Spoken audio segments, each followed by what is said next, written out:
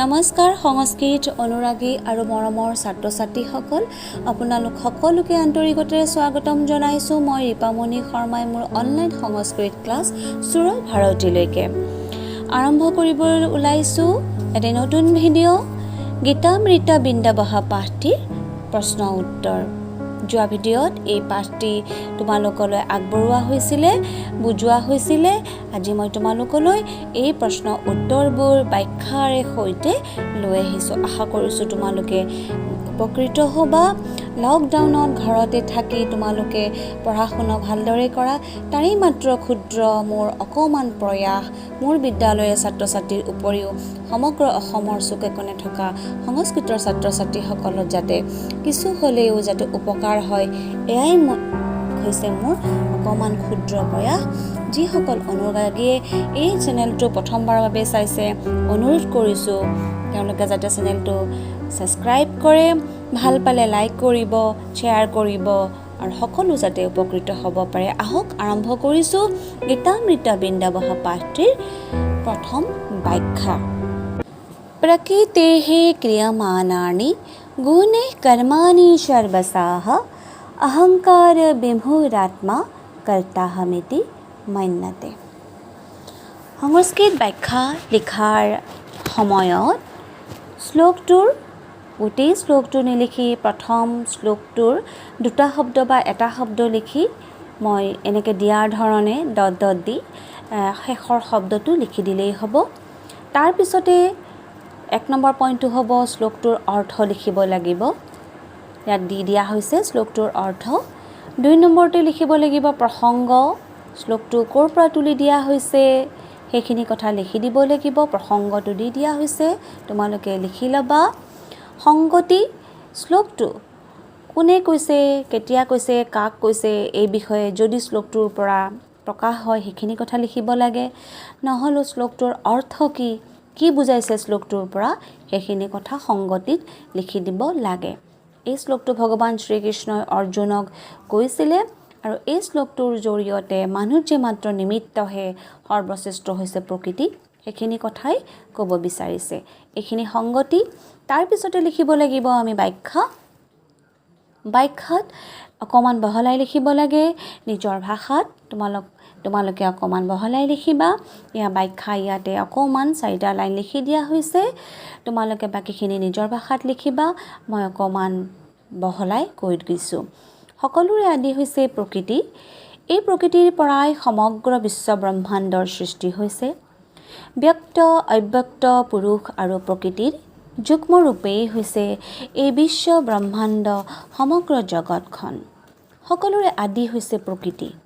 এই প্ৰকৃতিৰ পৰাই ব্যক্ত পৃথিৱীৰ সৃষ্টি, পুৰুষৰ সৃষ্টি।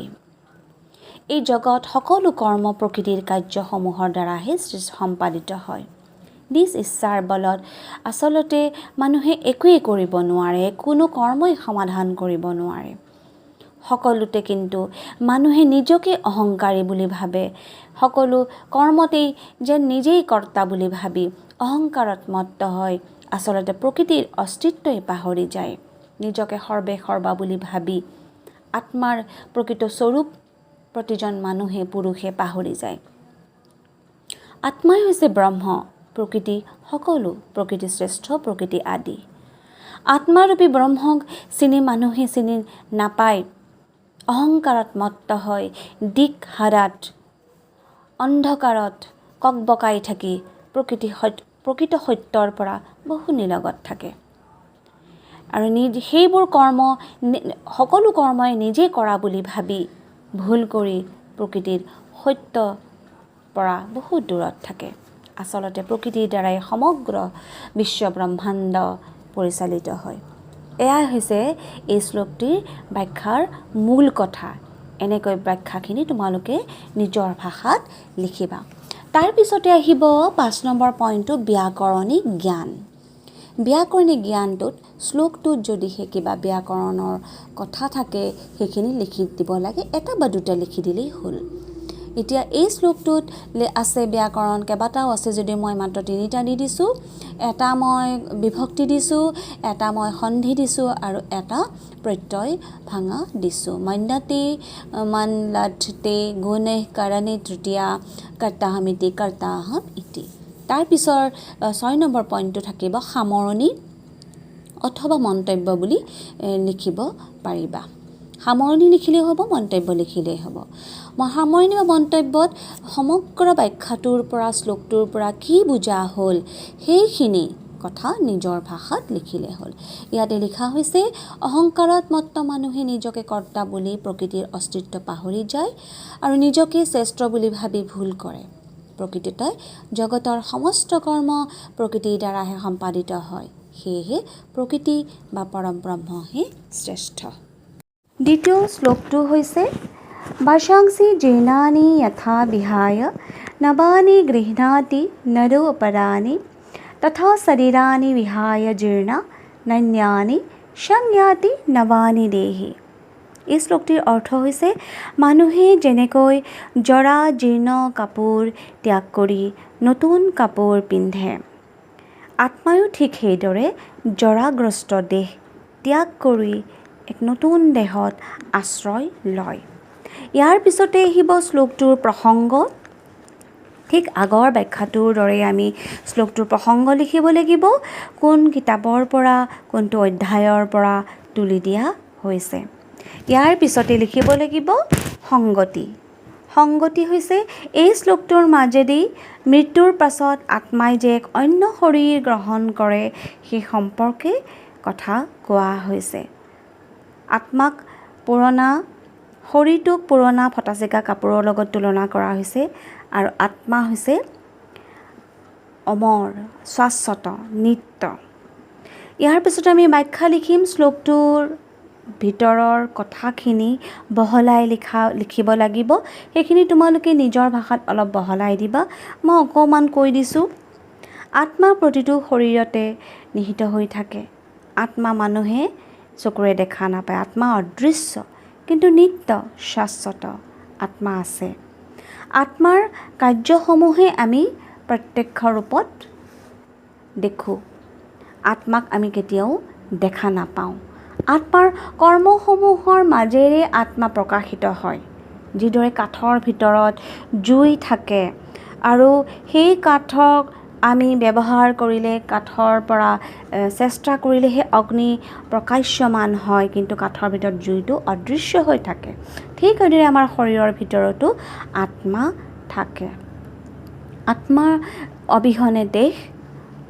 একেবাৰে অস্থিৰ আত্মা অবিহনে দেহ বিনাশ শৰীৰ এটা সময়ত ধ্বংস হৈ যায় শৰীৰ ক্ষয়প্ৰাপ্তি শৰীৰটো পাৰ্থিৱ শৰীৰ পঞ্চভূতত মিলিত হৈ যায় শৰীৰ নাম মাত্ৰ আত্মা কিন্তু শাশ্বত আত্মা সদায় থাকে আত্মা অজৰ অমৰ কাপোৰ জৰাজীৰ্ণ হ'লে কাপোৰ ছিঙিলে ফাটিলে পুৰণা হ'লে আমি সেয়া কাপোৰ পেলাই দিওঁ আৰু এক নতুন কাপোৰ পৰিধান কৰোঁ নতুন কাপোৰ পিন্ধোঁ ঠিক তেনেকৈ যিদৰে আমাৰ শৰীৰ ৰোগীয়া হ'লে জৰাগ্ৰস্ত হ'লে আমাৰ শৰীৰটো আত্মাই কাপোৰ দলিয়াই দিয়াৰ নিচিনাকৈ আমি যেনেকৈ পুৰণা ফটা কাপোৰ দলিয়াই দি নতুন কাপোৰ পৰিধান কৰোঁ ঠিক তেনেদৰে আত্মাই আমাৰ শৰীৰটো জৰাগ্ৰস্ত হ'লে পুৰণা হ'লে ৰোগীয়া হ'লে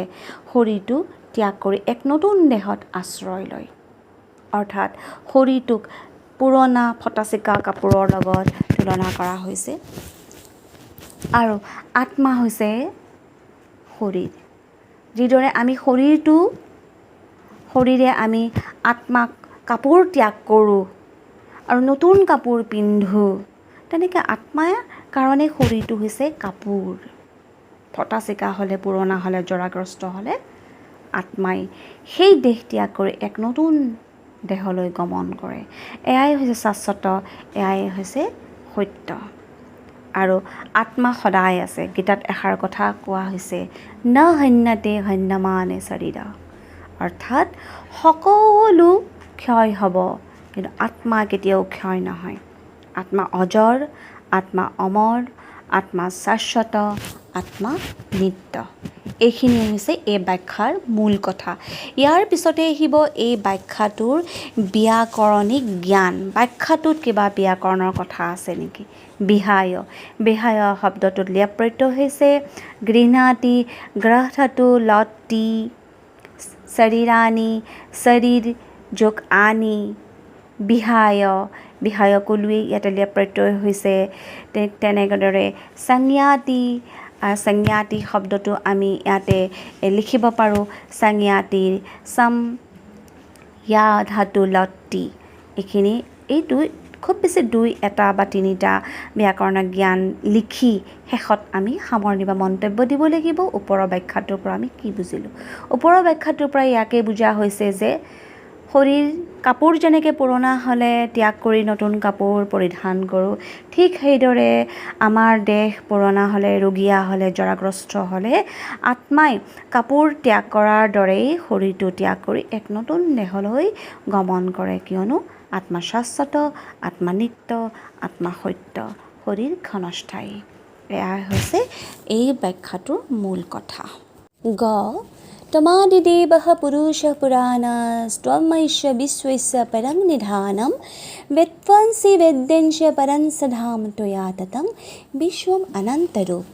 শ্লোকটিৰ অৰ্থ হৈছে তুমি আদিদেৱ, তুমি কালাতীত পুৰুষ, তুমি এই বিশ্বৰ আশ্ৰয়স্থল, তুমি জ্ঞাতা আৰু জ্ঞাতব্য পৰম স্থিতি, তুমি সমস্ত বিশ্ব অনন্ত ৰূপেৰে ব্যাপ্ত হৈ আছা। ইয়াৰ পিছতে লিখিব লাগিব শ্লোকটিৰ প্ৰসংগ। ঠিক আগৰ শ্লোকবোৰৰ নিচিনাই লিখিব লাগিব, মাত্ৰ শ্লোকটোৰ অধ্যায় আৰু শ্লোকটোৰ নম্বৰটো দি দিব লাগিব। শ্লোকটোৰ 1 নম্বৰ শ্লোকটো হৈছে 11 নম্বৰ অধ্যায়ৰ 38 নম্বৰ শ্লোক। আৰু এইখিনি শ্লোকৰ সংখ্যা যে মই তোমালোকক কৈ দিছোঁ, এইখিনি বুজিবলৈ হ'লে তোমালোকে গীতামৃত বিন্দৱৰ 31 নম্বৰ পেজৰ গ অংশটো চাবা। তাত লিখা আছে কোনটো শ্লোক, কোনটো অধ্যায়ৰ আৰু কিমান নম্বৰ সংখ্যা, ইয়াত সুন্দৰকৈ দিয়া আছে। তোমালোকে ইয়াৰ পৰা বাছি পেলাই লিখি দিবা কোনটো শ্লোক, কোনটো অধ্যায়ৰ গীতা, শ্ৰীমদ ভগৱত গীতাৰ আৰু কিমান নম্বৰ সংখ্যক, সেইটো তাৰ পৰা উলিয়াই লিখি দিবা। ইয়াৰ পিছতে লিখিব লাগিব হৈছে সংগতি। শ্লোকটোৰ জৰিয়তে কি ক'ব বিচৰা হৈছে। শ্লোকটোৰ মাজেৰে ভগৱান শ্ৰীকৃষ্ণই সকলোৰে যে মূল তাকেই অৰ্জুনক বুজাবলৈ চেষ্টা কৰিছে। ইয়াৰ পিছতে আহিব 4 নম্বৰ পইণ্ট ব্যাখ্যা। ভগৱান শ্ৰীকৃষ্ণ হৈছে আদি দেৱতা, যি পুৰুষ স্বৰূপৰ পৰাই সমস্ত বিশ্ব ব্ৰহ্মাণ্ডৰ সৃষ্টি হৈছে। সেই পুৰুষ হৈছে স্বয়ং ভগৱান শ্ৰীকৃষ্ণ। পুৰাণ, বেদ, উপনিষদ এই সকলোতে এই পুৰুষ স্বৰূপৰ উল্লেখ পোৱা যায়। ভূত, ভৱিষ্যত, বৰ্তমান সকলোৰে অতীত এই পুৰুষ। গোটেই বিশ্ব ব্ৰহ্মাণ্ডত তেওঁই সমাহিত হৈ আছে, তেওঁ সকলোতে ব্যপ্ত হৈ আছে। কণ কণ ধূলিকণাত তেওঁ সমব্যপ্ত হৈ আছে। তেওঁ সৃষ্টি, তেওঁৰ স্থিতি তেওঁই লয়। এই বিশ্বৰ তেওঁ পৰম সম্পদ, তেওঁ জ্ঞাতা, তেওঁই জ্ঞাপক, তেওঁ পৰম স্থান, তেওঁই বিশ্ব, তেওঁই অনন্ত ৰূপ, তেওঁই বেদ, তেওঁই বেদান্ত, তেওঁই জ্ঞান, তেওঁই সকলো। সেইকাৰণে কোৱা হৈছে তমাদিদেৱঃ পুৰুষ পুৰাণ। তুমি সেই আদিদেৱ, তুমি সেই পুৰুষ, তুমি পুৰাণ, তুমি সমগ্ৰ বিশ্বত ব্যাপ্ত হৈ আছা। এই শ্লোকটিৰ এইখিনি হৈছে মূল কথা যে ভগৱান শ্ৰীকৃষ্ণই হৈছে মূল, তেওঁৰ পৰাই সৃষ্টি হৈছে এই সমগ্ৰ বিশ্ব ব্ৰহ্মাণ্ড, সমগ্ৰ প্ৰকৃতি। ইয়াৰ পিছতে আমি লিখিব লাগিব এই শ্লোকটিৰ ব্যাকৰণিক জ্ঞান কি আছে। ব্যাকৰণিক জ্ঞান লিখাৰ পিছতে লিখিব লাগিব শ্লোকটিৰ সামৰণি বা শ্লোকটোৰ মন্তব্য। ব্যাকৰণিক জ্ঞান বুলি কওঁতে প্ৰথমতে দিছে তুমি আদিদেৱ পুৰুষঃ, পুৰুষঃ পুৰাণ ঐশ্য। এই ঐশ্যটো লিখিব পৰা যায়। ঐশ্য হৈছে সম্বন্ধে ষষ্ঠী, সম্বন্ধে ষষ্ঠী 1 নম্বৰ দিলে হ'ল। তাৰপিছতে দুই এটা বিচাৰি লৈ লিখিব পাৰিলে ভাল আৰু নহ'লে নিলিখিলেও কোনো কথা নাই এটা বা দুটা লিখিলে হ'ল তৈয়া লিখিব পৰা যায় তৈয়া বুলি কওঁতে যুষ্মত শব্দৰ তৃতীয়া একবচন হৈছে এইখিনি লিখি দিলে হ'ল এটা বা দুটা ব্যাকৰণিক জ্ঞান দি দিলে হ'ল তাৰ পিছতে হ'ব ব্যাখ্যাটোৰ সামৰণি এই ব্যাখ্যাটোৰ জৰিয়তে কি বুজা হৈছে এই ব্যাখ্যাটোৰ জৰিয়তে এইখিনিয়ে বুজোৱা হৈছে যে ঈশ্বৰ সকলোতে ব্যাপ্ত ভগৱান শ্ৰীকৃষ্ণই মূল আদি পুৰুষ তেওঁই ভূত তেওঁই ভৱিষ্যত আৰু তেওঁই বৰ্তমান তেওঁই জ্ঞাতা জ্ঞাতব্য পৰম স্থিতি সমগ্ৰ বিশ্বত অনন্ত ৰূপেৰে তেওঁ ব্যাপ্ত হৈ আছে তেওঁই কৰ্তা তেওঁই কৰণীয় তেওঁ স্থিতি তেওঁই লয় 2 নম্বৰ প্ৰশ্ন তলৰ শব্দবোৰৰ সন্ধি ভাঙি দেখুওৱা 2 নম্বৰ প্ৰশ্নত এই সন্ধি ভঙাৰ নিয়ম সমস্ত জানিলে সন্ধি ভাঙাত আমাৰ বহুত সুবিধা হয় এতিয়া মই তোমালোকক সন্ধি ভাঙাৰ নিয়মলৈ নগৈ মাত্ৰ কি দুটামান কৌশল ক'বলৈ বিচাৰিছোঁ সেই কৌশলৰ দ্বাৰা এটা শব্দ অতি সহজে সন্ধি তোমালোকে ভাঙিব পাৰিবা প্ৰথম শব্দ বিশ্বম অনন্ত ৰূপ প্ৰথমতে শব্দটো লৈ উচ্চাৰণ কৰিব লাগে প্ৰথম শব্দ আৰু প্ৰথম শব্দটো বা দ্বিতীয় শব্দ যদি দীঘলীয়া থাকে বা তাত 3টা 4টা শব্দ জইন হৈ থাকে সেই শব্দটো ভাঙি উচ্চাৰণ কৰি চেষ্টা কৰিব লাগে অৰ্থাৎ প্ৰথম শব্দটো বিশ্বম অনন্ত ৰূপ বুলি কওঁতে উচ্চাৰণ কৰিম বিশ্বম এটা শব্দ হৈ গ'ল বিশ্বমৰ পিছৰ শব্দটো আমি চাম যিহেতু অটা থাকিব গতিকে কি হ'ব শেষৰ শব্দটো অনন্ত ৰূপ বিশ্বম যোগ অনন্ত ৰূপ তাৰ পিছৰ শব্দটো গ্লানিৰ ভৱতি এতিয়া এইটো শব্দটো দুটা শব্দ আছে এই দুটা শব্দ আমি ভাঙিব চেষ্টা কৰিম প্ৰথম শব্দটো একেবাৰতে উচ্চাৰণ কৰিম গ্লানি তাৰ পিছতো হ'ব ভৱতি ওপৰত ৰ আছে ৰেফ কাৰ থাকিলে কি হৈ যাব ইয়াতে বিসৰ্গ হৈ যাব অৰ্থাৎ গ্লানিহি যোগ ভৱতি 3 নম্বৰ শব্দটো হ'ব সৃজাম্যহম এতিয়া ঠিক তেনেকৈ আগৰ নিচিনাকৈ আমি একেবাৰতে উচ্চাৰণ কৰিম প্ৰথমটো শব্দ সৃজামি যোগ আহম সৃজামি যোগ আহম তাৰ পিছৰ শব্দ শ্ৰেষ্ঠঃ তদেৱ ইতৰাঃ শ্ৰেষ্ঠঃ হয়তস্থ দন্ত্য হয়তস্থ খ দন্ত্য খ বিসৰ্গ হৈ গ'ল শ্ৰেষ্ঠঃ তাৰ পিছত হৈছে তৎ এটা শব্দ তাৰ পিছত হৈছে তদেৱ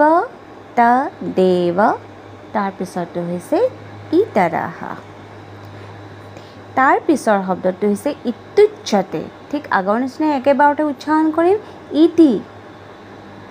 ইতি যোগ উচ্যতে একেবাৰতে উচ্চাৰণ কৰিম তাৰ পিছৰটো দু হৈছে ওপৰত ৰেফ থাকিলে কৈছোঁ বিসৰ্গ হয় বিসৰ্গ সন্ধি তেতিয়াহ'লে দু যোগ নিগ্ৰহম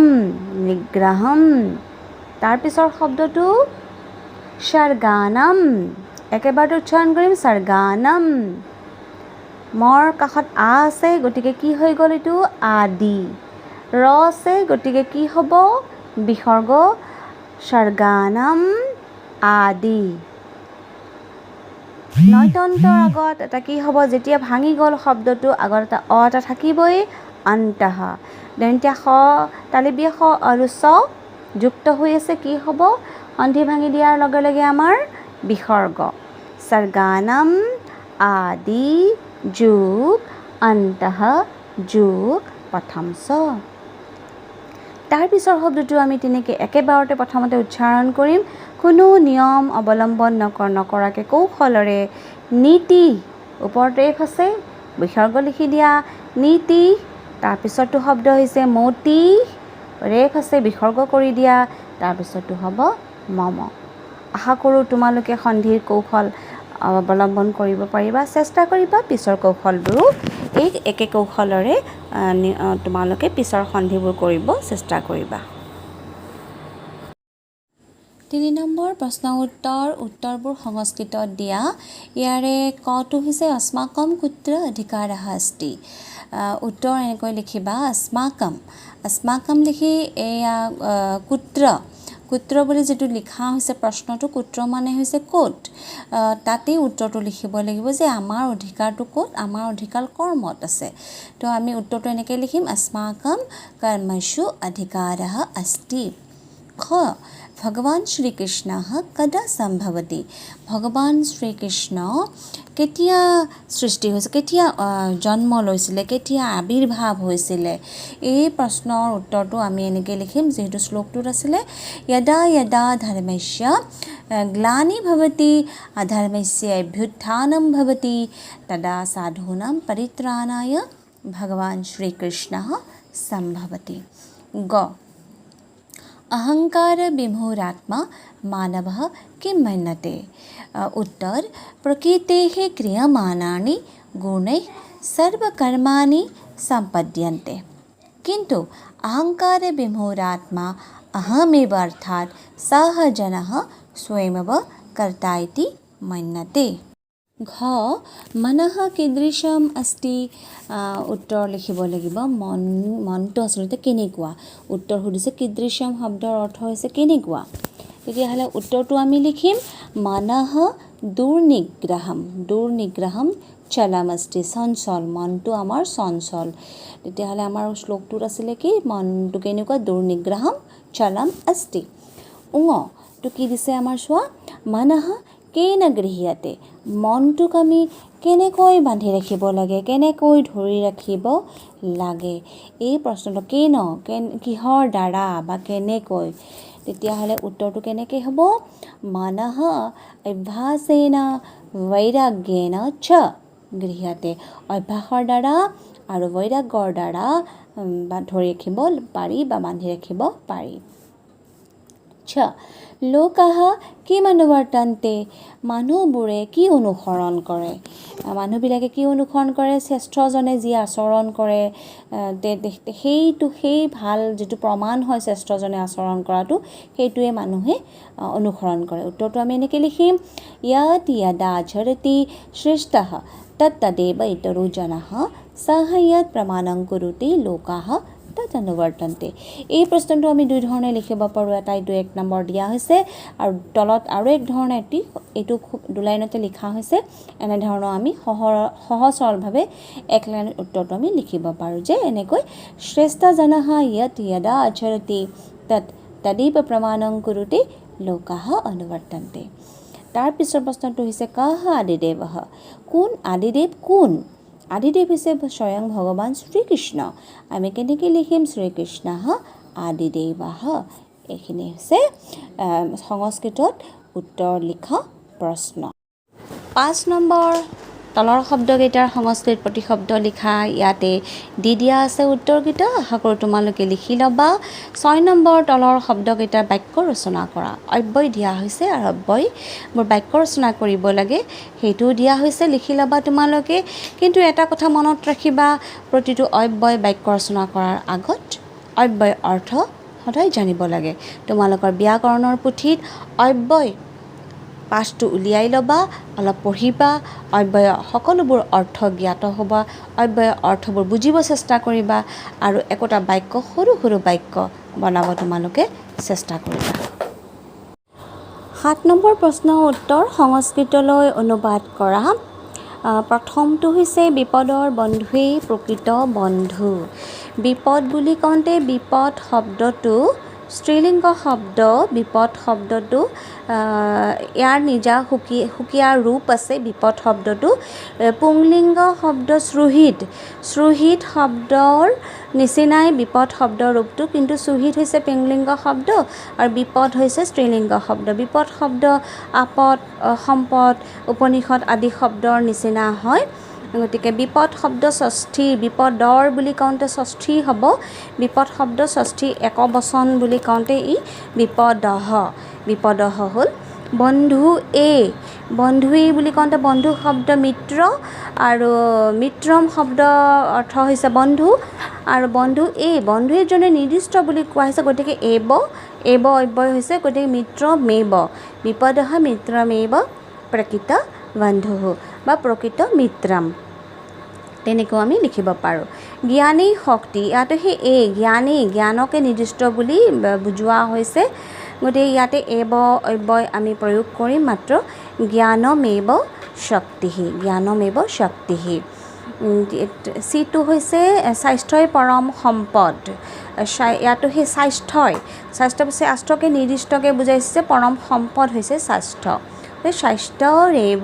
স্বাস্থ্যৰেৱ পৰমঃ সম্পদ জ্ঞানৰ সদৃশ্য পবিত্ৰ বস্তু নাই জ্ঞান সদৃশম পবিত্ৰ বস্তু নাস্তি বা এনেকৈও লিখিব পাৰোঁ জ্ঞান সদৃশং পবিত্ৰ বস্তু ন বিদ্যতে ইয়াকে কৈ সি গুচি গ'ল ইয়াকে কৈ বুলি কওঁতে কোনো এটা কথা কৈ পেলাই গুচি যোৱা কাৰ্য বুজোৱা হৈছে গতিকে এইটো দেৱ এইটোত মানে হৈছে এইটো ইয়াতো সেই একেই নিৰ্দিষ্ট এটা কথাকেই কোৱা হৈছে গতিকে এব অব্যয় যোগ হৈছে এইটো দেৱ উক্তোৱা ত্বাস প্ৰত্যয় কাৰণেও এটা কাম দুটা কাম যেতিয়া থাকে প্ৰথম কামটো শেষ হোৱাৰ পিছত দ্বিতীয় কামটো যদি কৰিব যায় প্ৰথম কামটোত কি হ'ব ত্বাস প্ৰত্যয় হয় গতিকে তেনে ক্ষেত্ৰত ইয়াতে কি হ'ব এইতত এব উক্তোৱা সেই কামটো কৰি উঠি সি গুচি গ'ল সি বুলি কওঁতে সহ হৈছে গুচি গ'ল যোৱা কামটো হ'ল অতীতত গুচি গ'ল গতিকে গতৱান আমি লগাব পাৰোঁ বা আমি গুচি গৈছিল যদি থাকে তেতিয়াহ'লে আমি আগচ্ছত লগাব পাৰোঁ বা আমি ত্ব প্ৰত্যয়টো লগাব পাৰোঁ গতিকে এই বাক্যটো মই এনেকৈ লিখিছোঁ এতদেৱ উক্তোৱা সহ গতৱান এইখিনি হৈছে অনুবাদ সংস্কৃতলৈ অনুবাদ কৰা কিন্তু এইখিনিতে এটা কথা অনুবাদ কৰিবলৈ হ'লে অনুবাদ জনাৰ আগতে প্ৰথমতে সংস্কৃত প্ৰতিটো শব্দ অসমীয়াৰ পৰা কেনেকৈ অনুবাদ কৰে সেই শব্দবিলাকৰ সংস্কৃত প্ৰতিৰূপ শব্দবোৰ জানিব লাগিব আমি দ্বিতীয়তে জানিব লাগিব ক্ৰিয়া আৰু কৰ্তাৰ ব্যৱহাৰ জানিব লাগিব পুৰুষ বচন লিংগৰ ব্যৱহাৰ আমি জানিব লাগিব অব্যয়ৰ ব্যৱহাৰ জানিব লাগিব এই প্ৰত্যয়ৰ কোনটো শব্দত প্ৰত্যয় ব্যৱহাৰ কৰে কোন ক্ষেত্ৰত কৰে কাৰক বিভক্তি সমস্ত আচলতে গোটেই সংস্কৃত গ্ৰামাৰৰ সৰু কিছুমান গ্ৰামাৰৰ কথা আছে সেইখিনি জ্ঞান যদি আমাৰ সম্পূৰ্ণভাৱে শুদ্ধভাৱে থাকে তেতিয়াহ'লে এটা বাক্য আমি সংস্কৃতলৈ অতি সহজে অনুবাদ কৰিব পাৰিম মৰমৰ ছাত্ৰ ছাত্ৰীসকল তোমালোকলৈ মই খুব সোনকালে অকল অনুবাদৰ ওপৰতে এটা ভিডিঅ' লৈ আহি আছোঁ তেতিয়ালৈকে ভালকৈ থাকা সুখত থাকা সুখী ভাবা ধন্যবাদ